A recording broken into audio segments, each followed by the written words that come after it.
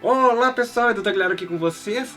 Então, continuando a nossa série sobre fontes, no vídeo anterior, caso você não tenha visto, esse aqui é o card que fala, que leva lá para o vídeo anterior, nós aprendemos sobre a evolução e quais os cuidados que você, mesmo sendo leigo, você consegue tomar, como cuidado, como prevenção na hora de escolher uma fonte. Isso sem entrar no mérito das certificações.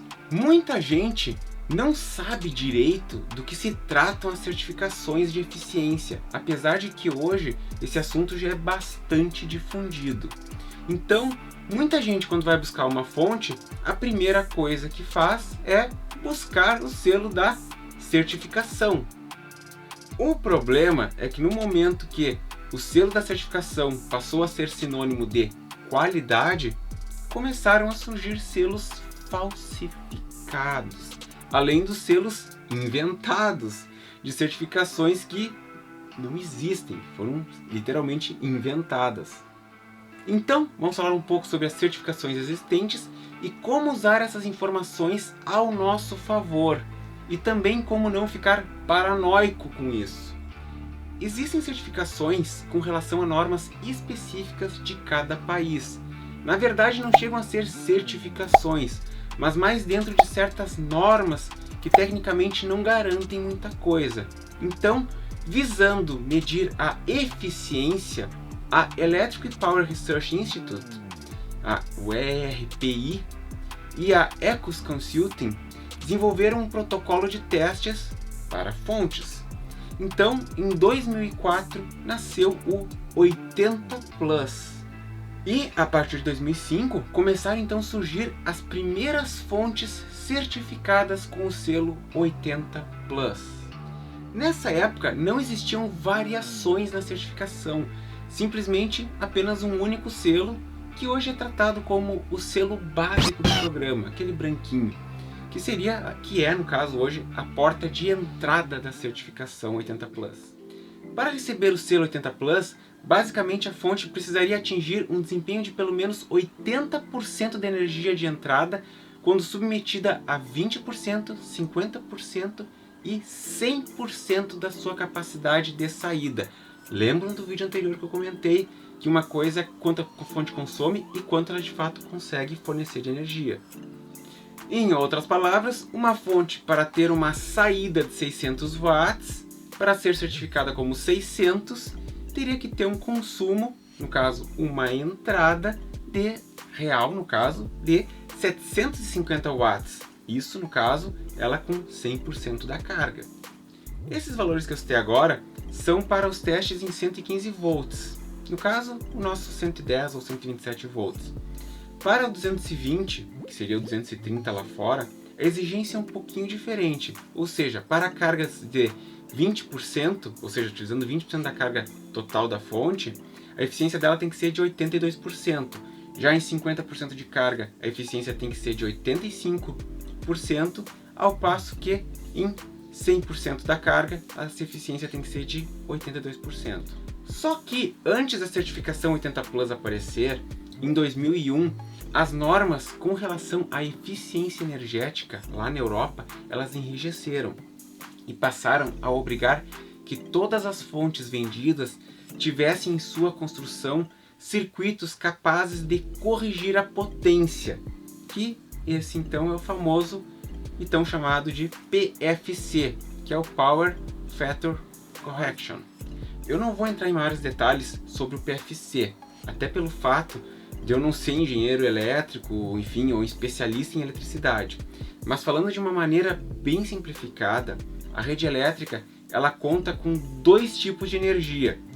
Uma que é a ativa, que é a que nós efetivamente pagamos, e a reativa, que é a responsável pela criação, vamos dizer assim, do fluxo magnético em transformadores, bobinas. E essa energia reativa normalmente só é tarifada em indústrias. Por quê? Porque fazem um grande uso desse tipo de energia que sobrecarrega muito a rede elétrica.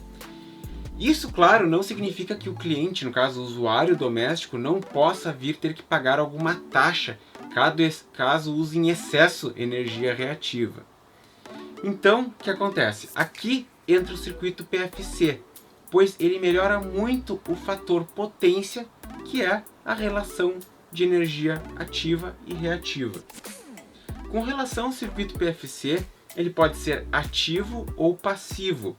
O ativo é mais eficiente, e se a fonte que você está olhando, que você está buscando, ela for, no caso ela é bivolt automática, isso significa que ela conta com PFC ativo. E aqui vem um grande e muito importante detalhe.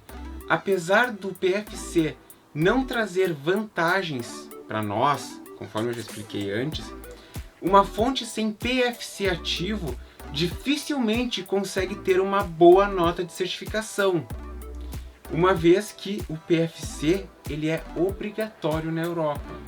Voltando para as certificações em si, em 2008 foram adicionadas as certificações Bronze, Silver e Gold. Em 2009 veio a certificação Platinum e em 2012 a certificação Titanium. Em 2015, o Ronaldo do TechLab, enfim, TechLab é um pessoal que eu considero muito, que eu acho muito idôneo o trabalho que eles fazem. E o que acontece? O Ronaldo levantou uma questão sobre as falhas existentes na certificação 80 Plus. Entre os problemas relacionados, temos os fabricantes que certificavam as fontes e depois barateavam os projetos, de modo, enfim, a vender fontes inferiores, mas com o selo 80 Plus.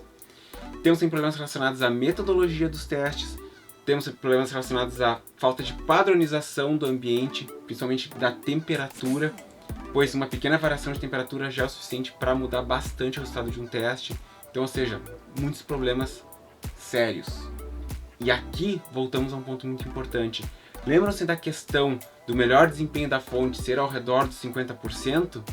Isso não é errado. E aqui nós temos um problema. As pessoas acabam achando que superdimensionar e comprar uma fonte muito potente seria o ideal, seria o melhor. Não é correto, pois assim como a eficiência ela reduz na extremidade de alta, ou seja, com muita carga, esse mesmo problema de eficiência ocorre quando se está subutilizando a fonte. Por quê? A sua eficiência também é menor quando ela está sendo subutilizada, ou seja, está consumindo muito e fornecendo pouca energia. Resumindo, o foco do 80 Plus acaba sendo unicamente a eficiência da fonte e, infelizmente, acaba fazendo isso de uma maneira pouco confiável e não trazendo informações que seriam relevantes para quem lê o resultado dos testes. Fora que existe uma certa omissão com relação ao combate aos selos falsificados. Em 2017, Ares, que eu não vou pronunciar o sobrenome dele aqui porque eu não vou conseguir, mas fica aqui na caixinha aqui o nome completo dele, trouxe com a Cybernetics uma certificação mais confiável, com testes muito mais agressivos que o padrão, que justamente é o padrão que o pessoal do TechLab segue. Então, realmente, o teste da Cybernetics, ou mesmo do TechLab, são muito temidos pelos fabricantes de fontes que querem trazer produtos duvidosos, pois esses realmente são exterminados nesses testes. E no apagar das luzes de 2020, a Cybernetics trouxe os seus selos de certificação. Um item muito bom dos testes da Cybernetics é a relação que traz ali no resultado dos testes, a relação completa dos componentes utilizados na fonte que foi testada, que foi devidamente certificada. Isso, de certa forma, impede que os fabricantes acabem depenando a fonte e vendendo ela apenas se baseando na certificação anterior, uma vez que você vai abrir a fonte e você não sabe que componentes tinham na fonte que recebeu a certificação. Isso acaba inibindo um pouco essa prática.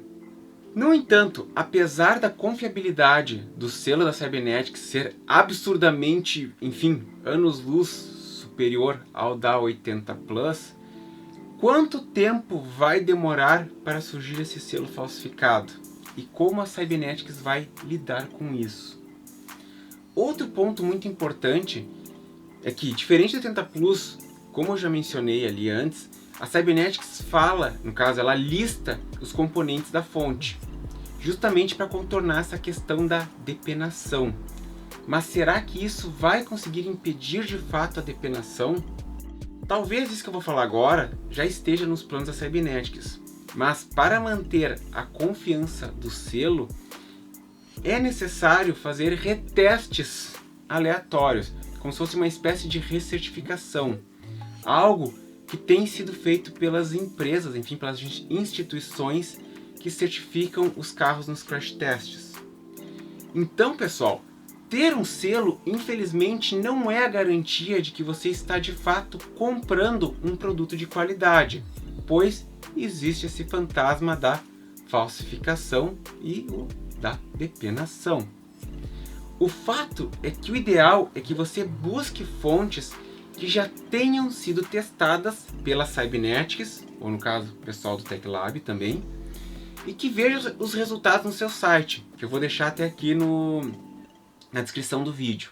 E aqui nesse box também tem o site da Cybernetics.